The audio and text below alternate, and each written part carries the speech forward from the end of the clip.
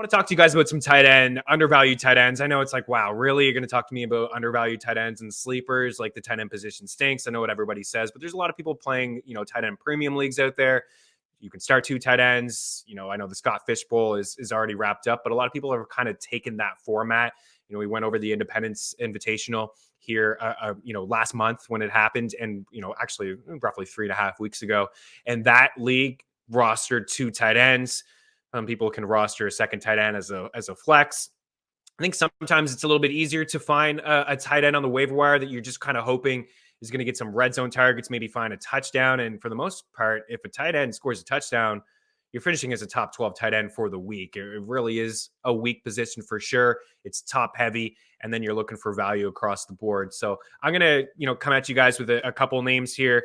Daily Handle will get to Tua here in the next block when we dive into the Miami Dolphins. But I want to start here with a tight end it's not really, again, when we talk about undervalue, we talk about sleepers, just tight ends that I think will outperform their ADP. And the first guy for me, actually, I'll save him. I'm just going to start with the obvious that everybody loves, and it's Cole Komet, but I think it's warranted. And actually, I think I like Cole Komet a little bit more than most people.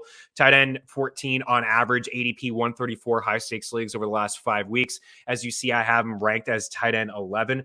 I would not be shocked if he finished ahead of Dallas Goedert, if he finished ahead of, honestly, TJ Hawkinson. I wouldn't be shocked if he finished ahead of Zach Ertz.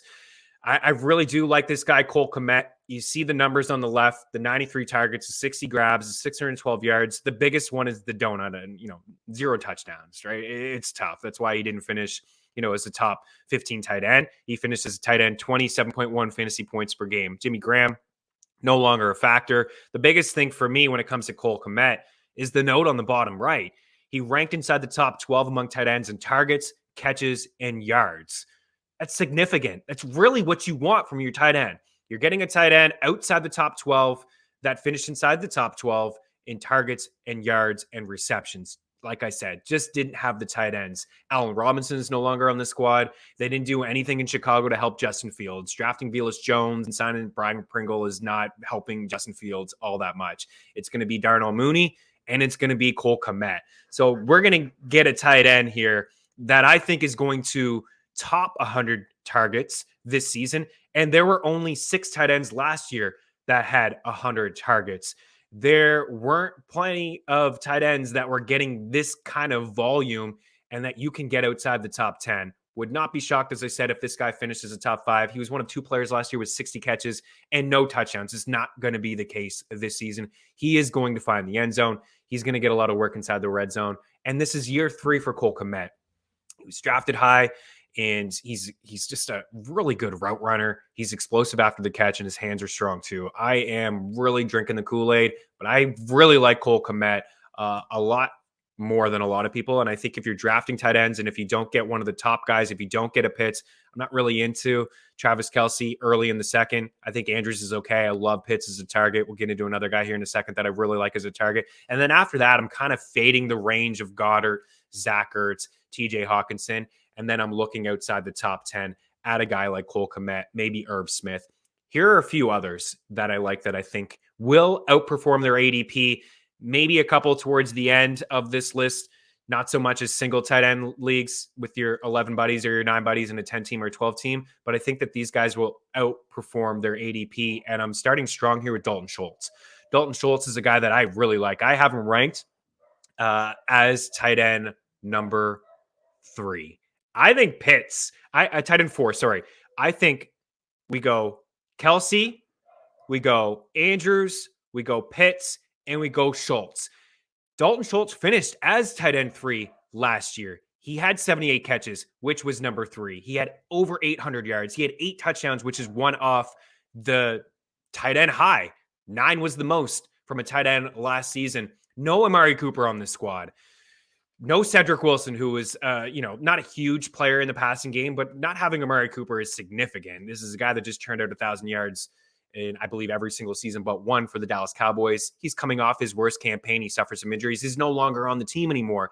And then Blake Jarwin wasn't really a factor last year. Not a factor. Definitely not a factor at all this year. We know that Dak Prescott really liked Dalton Schultz. He went his way a lot in the red zone. He was a red zone target monster. He was getting end zone targets as well. And he's probably the number 2 in this offense. He really is. CeeDee Lamb is going to get a lot of targets. He's going to also garner a lot of attention. This is going to be the first time in his NFL career where he's going to get top corners all over him all the time. Dalton Schultz is a mismatch. He's explosive as well after the catch. He's going to be a red zone target.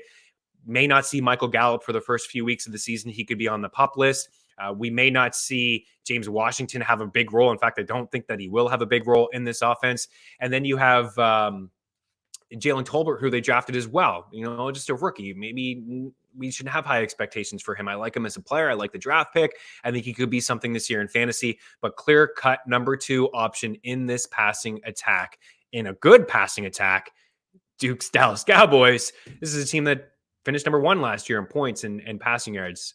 They were explosive offense, bit of a step back with no Cooper in the offensive line, but I think Dalton Schultz is a really, really strong target. I think he's a fantastic target, actually, in like the 4th or the 5th round.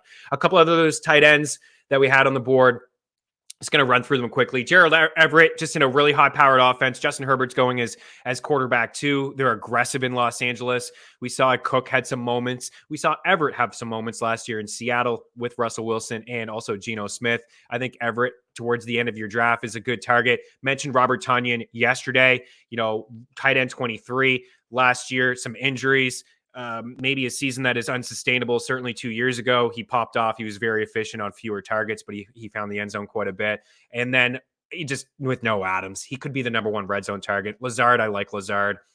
You're going to get catches out of the backfield with Dillon and with Jones, but Robert Tanyan is free. He could be your last pick at the tight end position, and I'd actually be fine with that. Logan Thomas and then Brevin Jordan probably need to have like 2 tight end spots to get excited about these guys, but everybody liked Logan Thomas last year. Why can't we like Logan Thomas this year? It's an upgrade at the quarterback position, whether you believe it or not. Carson Wentz is one of the better quarterbacks that they've had since 2017. This is quarterback number 13 since 2017, Carson Wentz. Always utilizes tight ends in Philly with Zach Ertz and Goddard. Clearly, Terry McLaurin is the number 1, but an opportunity for Logan Thomas to be the number 2. And Ricky Seals-Jones is not on the squad this year. And Brevin Jordan, I just think that I have him ranked as tight end 21. Tight end 27, he's not even getting drafted. He's going to be the number 2 in Houston. Nico Collins has an opportunity to be the number 2 behind Brandon Cooks, but Jordan only played 9 games last season, and then you really saw him towards the end of the season get some targets. I think he's talented too. I think he's a really good athlete, explosive as well after the catch. He could be the red zone target, the number 1 for Davis Mills, who did a pretty decent job last year when nobody really thought he would. He may have been the best rookie quarterback last season. I think Mac Jones was.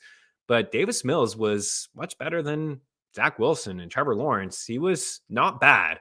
And it's not a good team, guys. They're going to be throwing the football quite a bit. Don't be shocked if Brevin Jordan is the guy that we talk about here on Mean Streets as like a tight end that's been productive and that's only hanging around. I say only, but only owned maybe like 20% of Yahoo leagues. His ownership, when we get to week 1, I bet you is going to be sub 15% in Yahoo, ESPN, CBS. Consider him as maybe a deep sleeper or somebody in DFS when we are talking about the Texans. I know they're not going to score a lot of points, but Brevin Jordan breakout season, it's happening. If you don't believe me, go check out Jake Seeley. I think he likes him a hell of a lot more than me. He's driving the bus. I'm just sitting in the passenger seat.